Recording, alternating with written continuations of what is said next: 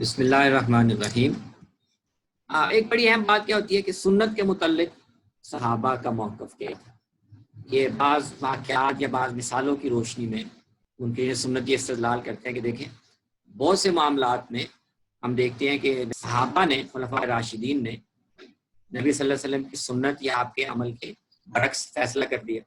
آپ کے زمانے سے ایک طریقہ اور چلا آ رہا تھا، حضرت وہ کرنے بدل دیا، حضرت عمر نے اس کے اور طریقہ اختیار کر لیا۔ دیکھیں دو چیزیں جو ہیں وہ عام طور پر پیش کی جاتی ہیں منکرین سنت کی طرف سے۔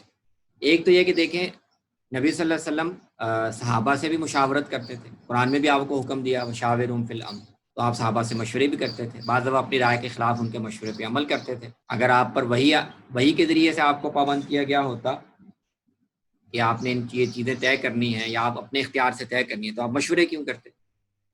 دوسری بات یہ کہ بہت سی مثالیں ہمیں ایسی ملتی ہیں کہ آپ کے بعد صحابہ نے اس سے مختلف فیصلے اور طریقے اختیار کر لیے جو رسول اللہ صلی اللہ علیہ وسلم کے زمانے سے چلے آ رہے تھے، جو آپ سے ثابت تھے۔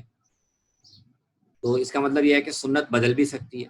تو سنت اگر بدل سکتی ہے تو پھر تو بات وہی ہوئی جو ہم کہہ رہے ہیں کہ سنت کی خود کوئی مستقل حیثیت نہیں ہے، بلکہ نبی صلی اللہ علیہ وسلم نے اپنے دور کے مطابق کچھ فیصلے کیے، بعد میں مسلمان اپنے دور کے مطابق کچھ اور فیصلے کر لیں۔ تو سنت اگر بدل سکتی ہے تو پھر اس کی کوئی اپنی تشریعی حیثیت نہیں ہے۔ تو اس کی وضاحت میں نے عرض کیا یہ دونوں باتوں سے استدلال درست نہیں بنتا۔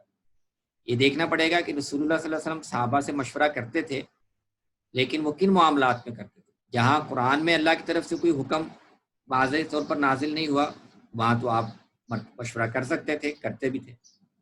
جہاں وحی کے ذریعے سے آپ کو کوئی حکم نہیں دیا گیا وہاں پر بھی آپ مشورہ کرتے تھے، کر سکتے تھے۔ اور جہاں آپ کے اپنے علم کے مطابق یا اپنے اجتہاد کے مطابق کوئی بات طے واضح ہوتی کہ یہ اللہ تعالیٰ کی مرضی اور اس کی منشا ہے، اس میں بھی آپ مشورہ نہیں کرتے تھے۔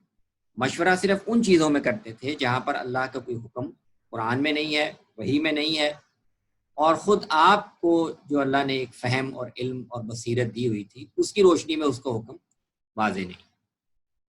ان چیزوں میں آپ مشورہ کرتے تھے، ان کی بات کبھی مان لیتے تھے، کبھی ان کا مشورہ نہیں مانتے تھے۔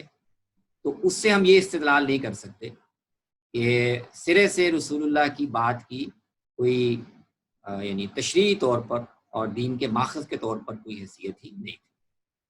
اسی طرح سے صحابہ کرام کے ہاں، خلفاء راشدین کے ہاں، دوسرے صحابہ کے ہاں بعض مثالیں ملتی ہیں جس میں انہوں نے رسول اللہ صلی اللہ علیہ وسلم کے طریقے سے مختلف طریقہ اختیار کر لیا، یا جو فیصلہ آپ سے ثابت تھا اس کے علاوہ کوئی اور فیصلہ کر لیا۔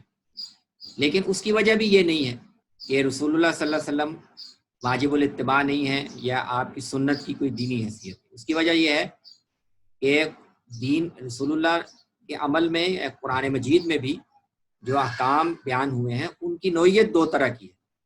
وہ پہلے سے دو قسموں میں تقسیم ہے۔ کچھ احکام، زیادہ تر احکام وہ ہیں کہ جو اللہ کی طرف سے ہمیشہ کے لیے ایک اب شریعت کے طور پر مسلمانوں کو دیے گئے ہیں اور ان کی پابندی مسلمانوں پر ہمیشہ واجب ہے۔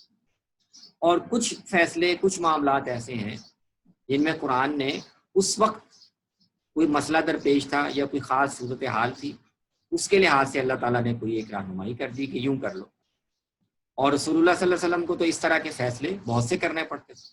کا مطلب یہ ہوا کہ سنت میں یہ تقسیم پہلے سے موجود ہے، یہ تقسیم پہلے سے موجود ہے کہ کچھ احکام ابدی اور ہمیشہ کے لیے ہیں، اور کچھ چیزیں ہیں جو وقتی حالات کے مطابق کسی مصلحت کو یا کسی خاص صورتحال کو سامنے رکھ کر وہ حکم طے کیا جا رہا ہے۔ تو صحابہ نے جن جن معاملات میں بھی کوئی نیا طریقہ اختیار کیا یا نیا فیصلہ کیا وہ ان کو ہم سامنے رکھ کر دیکھ سکتے ہیں، وہ سب ایسے تھے، یعنی وہ کسی وقتی مصلحت یا حالت پر مبنی تھے، اور ان میں اصل مقصد ہی اس فائدے کو یا اس مصلحت کو حاصل کرنا تھا۔